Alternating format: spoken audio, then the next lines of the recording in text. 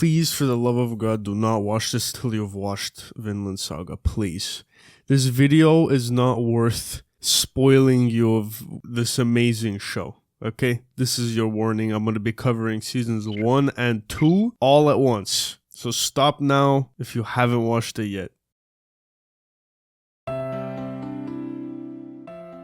So in the first episode, we see Thors kill a man. In his final breath, the character clutches onto Thors and just begs for forgiveness from a person named Maria.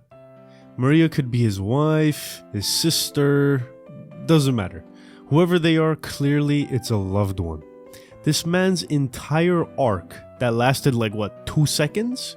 Ends up impacting Thors the same exact way Garder's 5-episode long arc impacts Thorfinn. Both men that didn't want to die, didn't need to die, had people they wanted to protect, and ended up regretting the decisions they made that resulted in them being separated from their loved ones. This dude was like a mini Garder for Thors. And since Thors is a gigachad that has the ability to learn from others, killing that man made him immediately begin to feel the weight on his shoulders and question why the hell he's out there fighting someone else's battle. It's not too much long after this that he ditches his sword. Even though he hasn't become a true warrior yet, he knows that the sword's got nothing to do with it.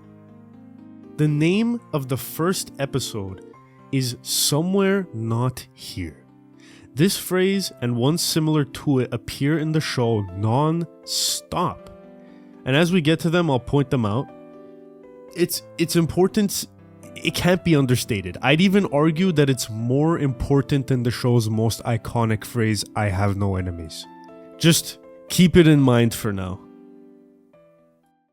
Another thing almost everyone forgets about, since the rest of the show makes people forget about some of these slower introductory episodes, is that Thorfinn's actually mesmerized by the ocean. You can see the sparkle in his eyes when he's looking towards it. He hasn't even heard about Vinland yet. He doesn't know what's past the ocean, and I don't think he cares. All he cares about is being on a boat. And he makes it clear later in the episode when he's talking with Leif.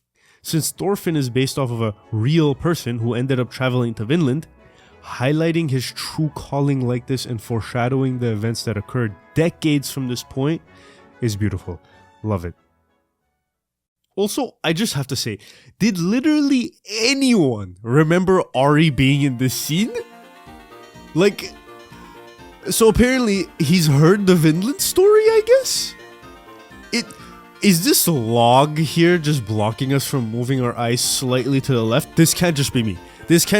I freaked out when I saw him here after, even though I've watched this show 7 billion times, and only when I was doing this extremely thorough review did I see him there. Thors even says hey Ari, take them home, but even that didn't make me notice this. Since when was Ari in this scene? I don't know. Anyways, moving on.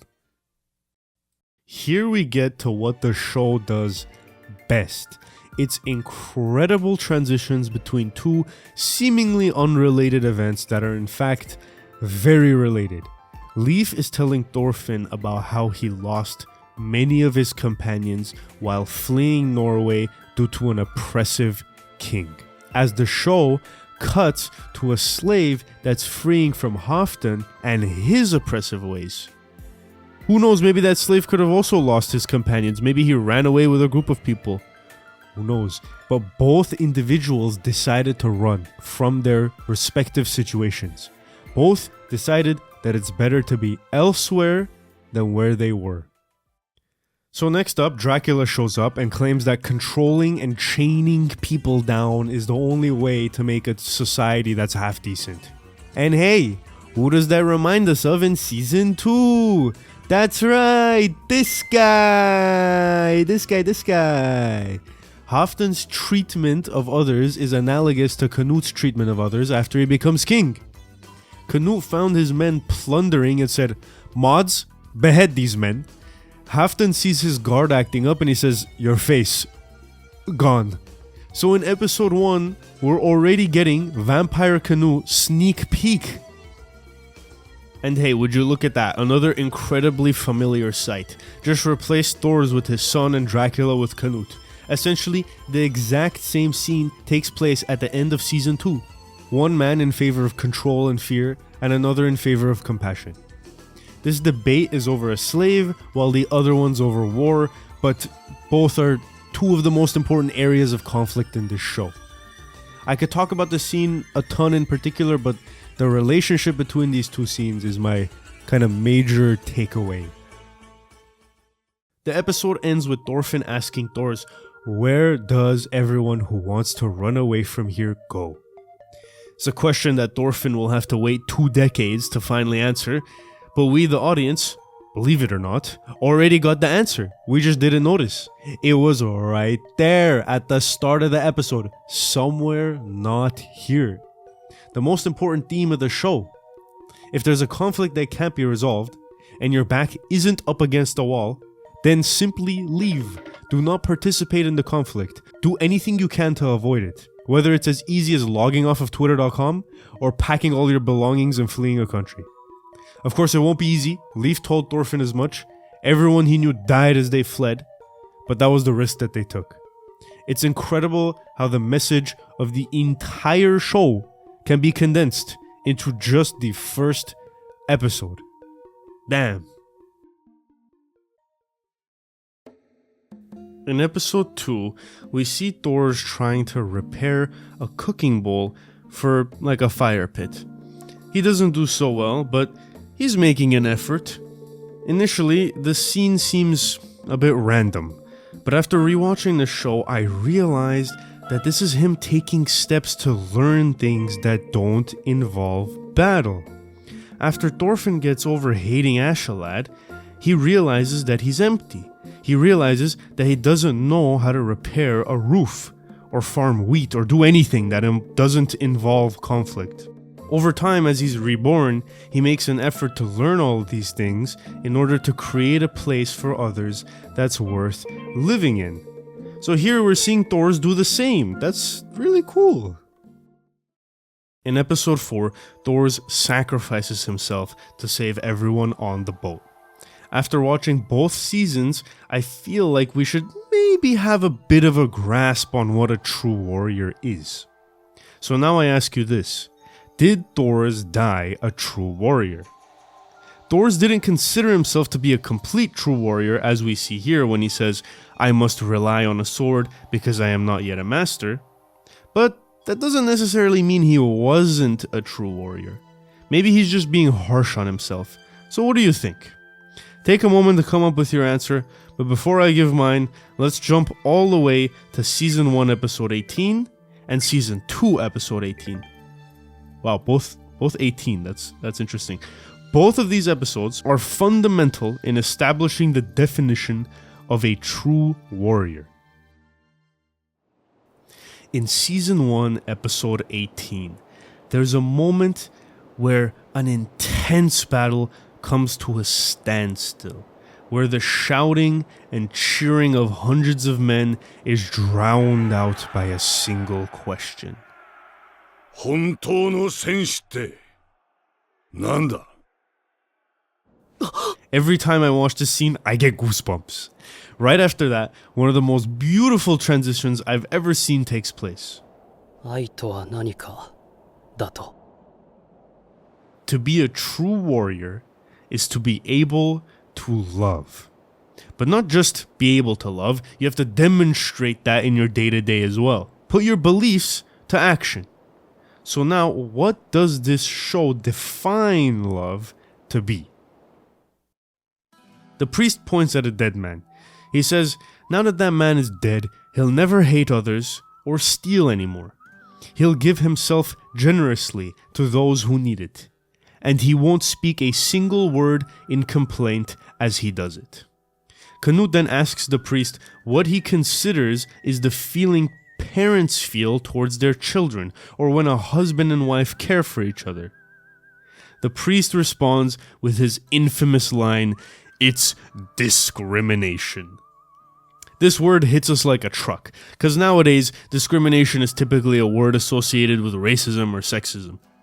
A better word we could use that doesn't have a negative connotation would be differentiation.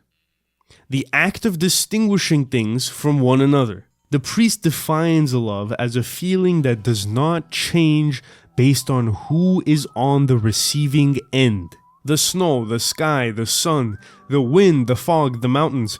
Canute begins to understand that everything he's laying his eyes on is the definition of love, because none of it discriminates. Much later into the show, we see Thorfinn listening in on a passage from the Bible that pertains to this exact definition. I say to you, love your enemies and pray for those who persecute you, so that you may be sons of your Father in heaven. He makes his sun rise on the evil and on the good. He sends rain on the just and unjust. If you greet only your brothers, what more are you doing than others? Therefore you are to be perfect, as your Father in heaven is perfect. The type of love this show is describing can be referred to as godly love or unconditional love, where there truly is absolutely no conditions that need to be met in order for one to be treated as a good friend. Possessing this capability and demonstrating it is what it means to be a true warrior. And hey, this shit is hard to do! When's the last time you've treated someone who pissed you the fuck off the same exact way you treated your best friend? Yeah, see? You absolutely should, as a matter of fact, call yourself a warrior if you're trying to best to uphold this immensely difficult standard. After Canute pieces all this together, he says, GG's, humanity ain't got what it takes to demonstrate this kind of love. Fuck solo queuing, I'm making my own team, we're gonna do things our way, even if it means I have to play a shit-ass character and everyone has to hate me. On the other hand, once Thors and Thorfinn understand the meaning of a true warrior, they say, I'd bet, and they strive to be as perfect as they possibly can. They don't rage quit like Canute. So now we know what it means to be a true warrior, but the show continues to demonstrate what it takes to actively walk that path. Let's look at Season 2, Episode 18. Thorfinn and Einar are tied up for going against Snake and his men and trying to free Garder and Arnheid. Thorfinn is deep in thought. He had successfully been a pacifist for a decent amount of time, but ended up breaking his oath. Einar says that sometimes you just have to throw hands. Thorfinn thinks deeply about that statement. He says he really didn't want to fight him though. He wonders if there wasn't a better way. Did so many people have to get hurt? Did he try to find a way to avoid that? Einar says there wasn't one. Shit was just fucked, man. Thorfinn doesn't outright disagree, but he does wonder if there was a method that didn't involve anyone getting hurt. He wants to learn to find what that first method is. Clearly, finding this first method, if it exists, is key to walking the path of a true warrior. So what is that method? Well, we see in episode 22 that the method is to simply talk. Talk to the person who is initiating the conflict to see if you can't just meet eye to eye. Sometimes it will take extraordinary effort to speak with them, but nonetheless, that's the method. There are two incredibly important moments in the show where the method is clearly available, yet our main characters fail to see it. One is when Thorfinn fights Snake. Snake drew his sword and Thorfinn responded with his fists without saying a single word. The scar on Thorfinn's face symbolizes this misstep. He'll have to wear it for the rest of his life. It serves as a reminder to the audience that this method should never be overlooked if it exists. As for the second time, well, how about we finally go all the way back to Season 1, Episode 4. The pirates are approaching on their boat. Your back is up against a literal wall. There are people you want to protect, and there's nowhere to run. What do? Thors decides that there's no other way he can have some nice chat with a group of pirates and immediately engages in battle. Or actually, maybe he didn't even think that it was an option at all because it just sounds too ridiculous to even consider. Yeah, let me go have a nice cup of tea with the pirates and see if we can sort things out. And so the first method has already been missed. Or has it? There's another moment where the battle is at a standstill. Both groups are just waiting to see what the other party does. Thors could use this moment to speak with their leader and ask if there's any motive behind raiding two random minuscule ships. Instead, he uses the opportunity to challenge Askeladd to a duel, eventually resulting in Thor saving everyone, but unfortunately condemning his own son to over a decade of conflict. Thors was definitely on the path to becoming a true warrior, there's no doubt about that. Now, whether or not you need to be a master to consider yourself one, I don't know. That's up to the viewer. I personally can't decide. For me, the first method, I don't know. The first method is a skill that's way too important to pass up. That's like an artist that says, I don't know how to use a pencil. You know what I mean? It's one of the main hallmarks of being a true warrior. So, was Thors a true warrior at the end of the day? I don't know. Best I could do is a B+. Alright, I can keep talking about this show forever. I mean it. Don't test me. But I do want to wrap up this video. Originally, I was planning on this video being like 3 hours long, but I don't have the time for that, unfortunately, right now. If there's more demand for this, though, I'll consider it. But as my final thing, let me make my case for why I think Somewhere Not Here is the most important message of the show. When Askeladd dies in the finale of season 1, he tells Thorfinn to get out of this boring ass place already. What place is he talking about? Well, this one.